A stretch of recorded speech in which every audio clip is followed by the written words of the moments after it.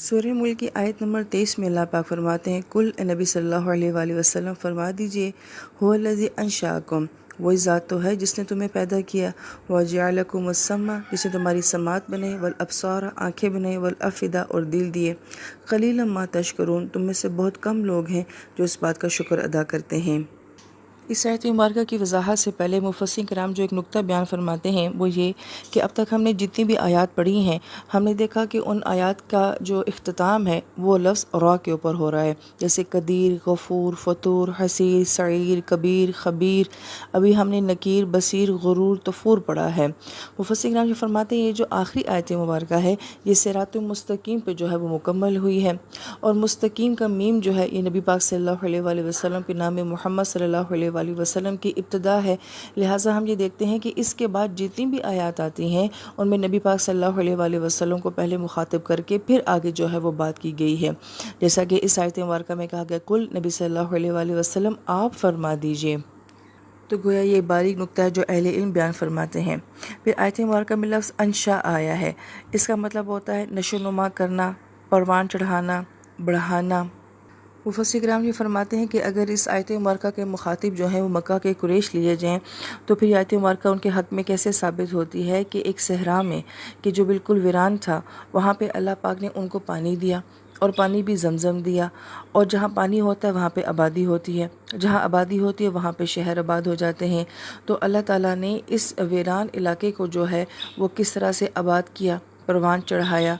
और फिर यहाँ पे आने वाली जो नस्लें आबाद हुईं उनको सर्दी और गर्मी के सफ़र में अल्लाह पाक ने कैसे किसी तिजारत की आसानियाँ नसीब कर दी, जो कि हमने सूरह फील और सूरह कुरैश में पढ़ी थी। और फिर आज तक हम उस शहर की बहारें देखते हैं, उसकी बरकतें देखते हैं, तो वो अल्लाह ताला का गैबी निज़ाम नज़र आता है कि किस तरह से अल्लाह पाक ने इस शहर को जो है वो परवान चढ़ाया है और नशो नुमा की है। और दूसरा कौल मुफस्सिर किराम ये फरमाते हैं कि अगर अंशा से मुराद कुल इंसानियत या कुल मखलूक ली जाए तो फिर फरमाते हैं कि अल्लाह ताला इंसान की पैदाइश से लेकर मुसलसल रोज़ ये अमल फरमाते हैं कि उसकी हर तरह की सलाहियत को नशोनुमा दे रहे हैं, परवान चढ़ा रहे हैं। इंसान रोज़ाना जो है वो जिस्मानी लिहाज से तरक्की कर रहा होता है, मजबूत हो रहा होता है, मैच्योर हो रहा होता है, साथ साथ जहनी लिहाज से, रूहानी लिहाज से इंसान जो है पहले से बेहतरी की तरफ जाता है, ऊपर की तरफ जाता है। यहाँ तक कि बास अहले इल्म ने ये कहा कि ये अमल जो है 40 साल तक जारी रहता है, कि 40 साल तक अल्लाह ताला इंसान की जिस्मानी, जहनी और रूहानी सलाहियतों को बढ़ाते रहते हैं। यही वजह है कि अहले इल्म की नुक्ता भी बयान करते हैं कि नबी अलैहिस्सलाम को जो है वो 40 साल की उम्र में नबूवत दी गई। इसकी वजह यही होती है कि ये वो उम्र होती है कि जब इंसान हर लिहाज से जो है अपनी मेच्योरिटी लेवल में बहुत आला सतह के ऊपर होता है। फिर आयत मुबारका में अल्लाह ताला ने जो है इंसान की समात का, उसकी बिसारत का और उसके दिल का तज़किरा फरमाया है। पहली बात तो मुफस्सिर किराम ये फरमाते हैं कि यहाँ पे हम ये देखते हैं कि समात और बिसारत के बाद जो है वो अक्ल का जिक्र नहीं किया गया बल्कि दिल का जिक्र किया गया है। और कुरान में हम ये देखते हैं कि दिल के लिए भी मुख्तलिफ़ अल्फाज आए हैं, कहीं कल्ब का लफ्ज़ आता है, कहीं सुदूर का लफ्ज़ आता है, और यहाँ पे अफ़इदा का लफ्ज़ आया है। बाज़ अहले इल्म ने यह फरमाया कि आपका कल्ब जो होता है वो आपका दिल होता है जो गोश्त पोस्ट का होता है, और सुदूर से मुराद आपका सीना होता है, चेस्ट होती है। जैसे कि हमने सूरह नास में देखा, अल्लज़ी युवस्विसु फ़ी सुदूरिन नास, कि शयातीन जो होते हैं वो आपके सीने में जो है वसवसे डालते हैं। उनकी दस्तरस हमारे दिल तक नहीं होती है, सीने तक होती है। फिर जब इंसान उन वसाविस को कबूल करता है फिर वो दिलों तक पहुंचते हैं। लिहाजा वहाँ पे जो है सुदूर का लफ्ज़ इस्तेमाल किया गया, मगर यहाँ पे उन दोनों से भी हट के जो है वो अफ़इदा का लफ्ज़ इस्तेमाल किया गया है। मुफस्सिर किराम ये फरमाते हैं कि ये लफ्ज़ फ़अद से है, और लहमुल फ़अद कहा जाता है गोश्त का आग के ऊपर भुना जाना। इसलिए अरबी ज़ुबान में जो फ़अदुल लहमा कहा जाता है वो रोस्ट पीस को कहा जाता है। अब ये लफ्ज़ अल्लाह ताला ने जो है इंसानी दिल के लिए इस्तेमाल फरमाया है, तो इससे मुराद ये है कि वो दिल जो कि जज्बात से भरा हुआ हो। मुफस्सिर किराम ये फरमाते हैं कि जब इंसान का दिल नॉर्मल कैफियत के ऊपर होता है तो उसके लिए लफ्ज़ कल्ब इस्तेमाल किया जाता है, लेकिन जब ये किसी जज्बे से बहुत मगलूब हो और शिद्दत के साथ मगलूब हो तो इसके लिए लफ्ज़ फ़ुआद इस्तेमाल किया जाता है। ये लफ्ज़ कुरान पाक में जो है मूसा अलैहिस्सलाम की वालदा के लिए उस मौके पर इस्तेमाल किया गया जब उन्होंने अपने बच्चे को एक संदूक में डाल के दरिया में फेंक दिया था। तो उस वक़्त एक माँ के दिल की क्या कैफियत होती है और उसके दिल में क्या जज्बात होते हैं उसको फ़ुआद से बयान किया गया है। इस आयत मुबारका के ज़मन में मुफस्सिर किराम बहुत ही खूबसूरत नुकात बयान फरमाते हैं, और पहला नुक्ता ये कि इंसान के सुनने का और उसके देखने का असर जो होता है वो दिल के जज्बाती पहलू के ऊपर होता है। ہم جو کچھ سن رہے ہیں اور جو کچھ ہم دیکھ رہے ہیں ویسے ہی ہمارے جذبات بھی بن رہے ہیں۔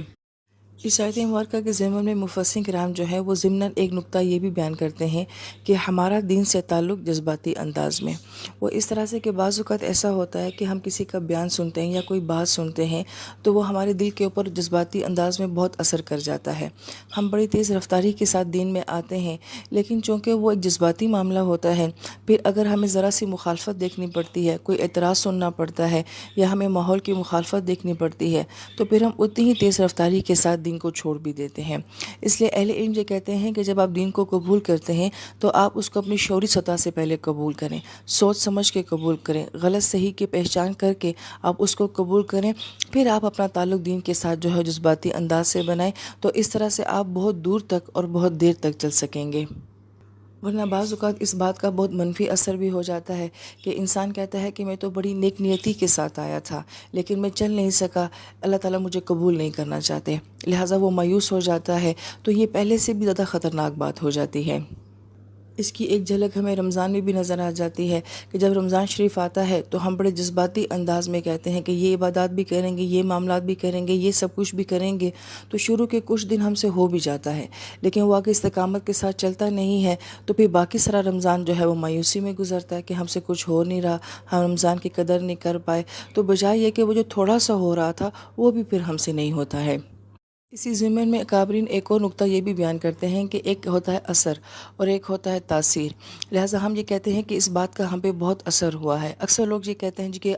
آج کے لیکچر کا بہت اثر ہوا، ہمیں اللہ تعالیٰ سے یہ دعا کرنی چاہیے کہ اللہ پاک ہمیں تاثیر نصیب فرمائے۔ اثر وہ ہوتا ہے جو سامنے نظر آتا ہے اور جو وقتی ہوتا ہے اور جو ایک دم اور یکدم بھی ہو جاتا ہے، مگر تاثیر کیا ہوتی ہے؟ جو آہستہ آہستہ آتی ہے، جو آپ کو وقت کے بعد فائدہ دیتی ہے۔ جیسے کچھ چیزوں کے بارے میں ہم یہ کہتے ہیں کہ اس کی تاثیر ٹھنڈی ہے یا اس کی تاثیر جو ہے وہ گرم ہے، دراصل میں وہ چیز اندر جانے کے بعد پھر آہستہ آہستہ آپ کو یا تو اندر سے ٹھنڈا کرتی ہے یا پھر اندر سے آپ کو گرم کرتی ہے۔ اسی لیے جو لفظ اثر اور تاثیر ہے ان کی دو مختلف جہتیں ہیں، لہٰذا ہمیں یہ دعا مانگنی چاہیے، اور ہمارے اکابرین بھی یہ کہتے تھے کہ اللہ پاک ہمیں اثر والی زبان نہیں، ہمیں تاثیر والی زبانیں نصیب فرمائے، کہ ہمارے قرآن سے یا ہماری زبانوں سے کوئی بات کسی کے اندر اتر جائے اور وہ پھر دیر تک اس کی زندگی میں رہے۔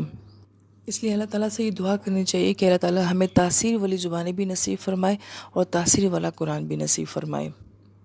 پھر اس آیت مبارکہ میں سماعت جو ہے وہ واحد لایا گیا ہے، ابصار اور افئدہ یہ دونوں الفاظ جو ہیں وہ جمع کے صیغے میں لائے گئے ہیں۔ مفسرین کرام یہ فرماتے ہیں کہ اس میں نقطہ یہ ہے کہ انسان سنتے سب ایک طرح سے ہیں، ایک واز کرنے والا واز کرتا ہے، بات کرنے والا بات کرتا ہے، تو وہ سب کے کانوں میں جا ایک طرح سے رہی ہوتی ہے، مگر ہر ایک کا پوائنٹ آف ویو اپنا ہوتا ہے، ہر ایک اس کا اثر جو ہے وہ اپنے دل کے مطابق لے رہا ہوتا ہے، لہٰذا آواز سب کی طرف ایک جیسی جاتی ہے مگر نظریات سب کے مختلف ہوتے ہیں۔ یہی وجہ ہے کہ نبی پاک صلی اللہ علیہ وآلہ وسلم جب نبوت کا دعویٰ کرتے ہیں، قرآن جب آتا ہے دنیا میں تو پھر وہ سنایا سب کو ایک طرح سے جا رہا ہے، نبی علیہ السلام کی محبت سب کے لیے ایک جیسی ہے، مگر اس کا اثر جو ہے وہ دلوں پہ مختلف پڑ رہا ہے، کوئی نفرت کر رہا ہے، کوئی شک کر رہا ہے اور کوئی عاشق بھی بن رہا ہے۔ لہذا یہ آیت مبارکہ کیا کہہ رہی ہے کہ ہر انسان ایک طرح سے نہیں لیتا، ہر انسان کے دیکھنے کا انداز ایک طرح کا نہیں ہوتا، اور ہر انسان کے دل کے اوپر اثرات بھی جو ہیں وہ ایک طرح کے نہیں ہوتے۔ یہی وجہ ہے کہ ہم دیکھتے ہیں کہ بعض لوگ بہت جلدی کسی بات کا اثر لے لیتے ہیں اور بہت جلدی ان کے دل نرم پڑ جاتے ہیں، اور بعض لوگ ایسے ہوتے ہیں کہ ان کے دلوں پہ اثر ہوتے ہوتے کافی وقت لگتا ہے، وہ ایک دم کسی کی بات کو قبول نہیں کرتے ہیں۔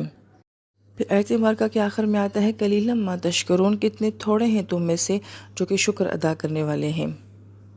آیت مبارکہ میں قلیلم کا لفظ استعمال کیا گیا کہ بہت تھوڑے ہیں، اور پھر ماں کا لفظ استعمال کیا گیا جو کہ تعجب کے لیے بھی آتا ہے، کہ تعجب کی بات ہے کہ کتنے کم لوگ ہوتے ہیں جنہیں شکر کا احساس ہوتا ہے۔ اس آیت مبارکہ میں گویا کہ اللہ تعالیٰ کی ذات جو ہے وہ گلہ کری ہے اپنے بندوں سے کہ تمہیں بہت کم شکر کا احساس ہے، یہ بہت کم ہیں جو شکر کرنے والے ہیں۔ تو مفسرین کرام یہ فرماتے ہیں کہ اس آیت مبارکہ کے ضمن میں ہم نے کون سی ناشکری کی ہے جس کا گلہ اللہ پاک ہم سے فرما رہے ہیں؟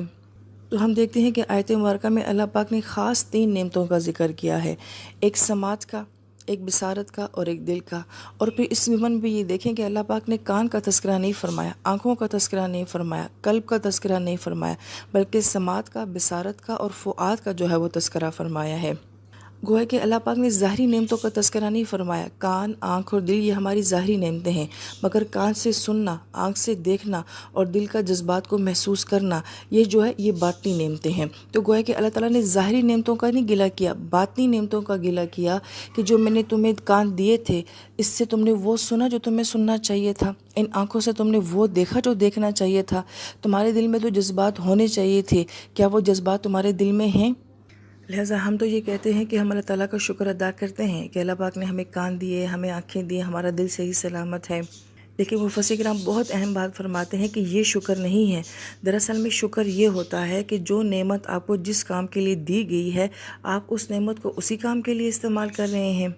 جیسے کہ ماں باپ اگر اولاد کو پیسہ دیں کہ تم نے اس سے پڑھنا ہے، اور اگر وہ اس پیسے سے جا کے چاہے کتنی ہی اور اچھی چیز کیوں نہ لے کر آ جائے، تو ماں باپ کبھی خوش نہیں ہوں گے کہ یہ پیسہ تمہاری تعلیم کے لیے تھا۔ یہی وجہ ہے کہ ان آنکھوں سے، کانوں سے، دلوں سے ہم بہت سارے اور اچھے کام کر رہے ہوں، مگر وہ نہ کر رہے ہوں جس کے لیے اللہ پاک نے دیا تھا، تو یہ دراصل میں سب سے بڑی نعمت کی ناشکری ہے۔ کل کا انسان بھی اور آج کا انسان تو بدرجہ اولیٰ ان نعمتوں کی شدید ناقدری کر رہا ہے۔ ہم انٹرٹینمنٹ کی دنیا میں گم ہو چکے ہیں۔ ہمارے کان کیا کچھ سن رہے ہیں، ہماری آنکھیں کیا کچھ دیکھ رہی ہیں، دن رات دیکھ رہی ہیں، اور ہمارے دلوں کے اوپر اس کے کیا اثرات ہیں کہ دل ویران ہیں، اندھیروں میں ہیں، بے سکونی میں ہیں۔ ہم نے ان کانوں کو وہ نہیں سنایا جو یہ سننا چاہتے ہیں، ہم ان آنکھوں کو وہ نہیں دکھا رہے جو یہ آنکھیں دیکھنا چاہتی ہیں، لہٰذا یہ دل اس ذات سے محبت نہیں کر پا رہا جس کے لیے یہ دل بنایا گیا تھا۔ لہذا یہ نقطہ میں بار بار تفسیر میں جو ہے قابلین کا بیان کرتی ہوں کہ شیاطین کو روک دیا گیا تھا، جنات کو روک دیا گیا تھا کہ وہ عالم بالا کی باتیں نہیں سن سکتے۔ انہوں نے ہم سے بدلہ لیا ہے، انہوں نے انتقام لیا ہے، کہا کہ اگر ہمیں سننے سے روکا گیا ہے تو یہ انسان بھی نہیں سنے گا۔ لہٰذا آج میرے کان بہت کچھ سنتے ہیں، بڑے بڑے ہیڈ فون آئے ہوئے ہیں، ہینڈ فری آئی ہوئی ہیں، بہت کچھ ہم سنتے ہیں، مگر ہمیں روکا کس سے گیا ہے؟ قرآن سننے سے۔ آج کے کان قرآن نہیں سن رہے، آج کی آنکھیں قرآن کو نہیں دیکھ رہی، آیات آفاقی کو نہیں دیکھ پا رہی۔ ہم موبائل کی روشنی میں اتنے گم ہو چکے ہیں کہ ہمیں اللہ تعالیٰ کی کوئی تخلیق جو ہے وہ انسپائر نہیں کرتی۔ ایک وہ وقت ہوتا تھا کہ ہمارے ماں باپ ہمیں کہیں باہر لے کر جاتے تھے تو ہم بہت خوش ہوتے تھے کہ ہمیں باہر لے کر جا رہے ہیں۔ آج ہمارے بچے یہ کہتے ہیں ماما ہم نے باہر نہیں جانا، ہم نے پارک میں نہیں جانا، انہیں گھر میں نیٹ چاہیے، وہ اس دنیا میں گم ہیں، انہیں اب اس باہر کی دنیا سے بھی کوئی تعلق نہیں ہے۔ ہم جو اپنے بچپن کے دور میں فزیکل گیم کھیل کے اتنا خوش ہوتے تھے، آج کے بچے فزیکل گیم نہیں کھیلتے ہیں، انہیں باہر بھی لے کر جائیں تو وہ گاڑیوں میں بھی موبائل لیتے ہیں، اور باہر کہیں گھمانے پھرانے لے کر جائیں تو وہاں بھی ان کے ہاتھوں میں موبائل ہوتے ہیں۔ لہٰذا انہوں نے اس دنیا کو بھی دیکھنا چھوڑ دیا ہے، وہ کسی اور دنیا کو دیکھ رہے ہیں۔ اور اس سب کا سب سے بڑا نقصان کیا ہو رہا ہے؟ ہمارے دل مر رہے ہیں، ہمارے دل اندھیروں میں، ہمارے دل بے سکون اور ویران ہو گئے ہیں۔ لہٰذا ہم نے اپنے کانوں کو اللہ کا قرآن سنانا ہے انشاءاللہ، اپنی آنکھوں سے جو ہے ہم نے اللہ تعالیٰ کی کائنات کو دیکھنا ہے، قرآن کو دیکھنا ہے انشاءاللہ تعالیٰ۔ ہم نے اپنے دلوں کو اللہ کی محبت سے آباد کرنا ہے انشاءاللہ تعالیٰ۔ اللہ تعالیٰ کسی انسان کا دل ویران نہ کرے، اللہ پاک کسی انسان کے دل میں بے سکونی نہ لے کر آئے۔ آمین یا رب العالمین۔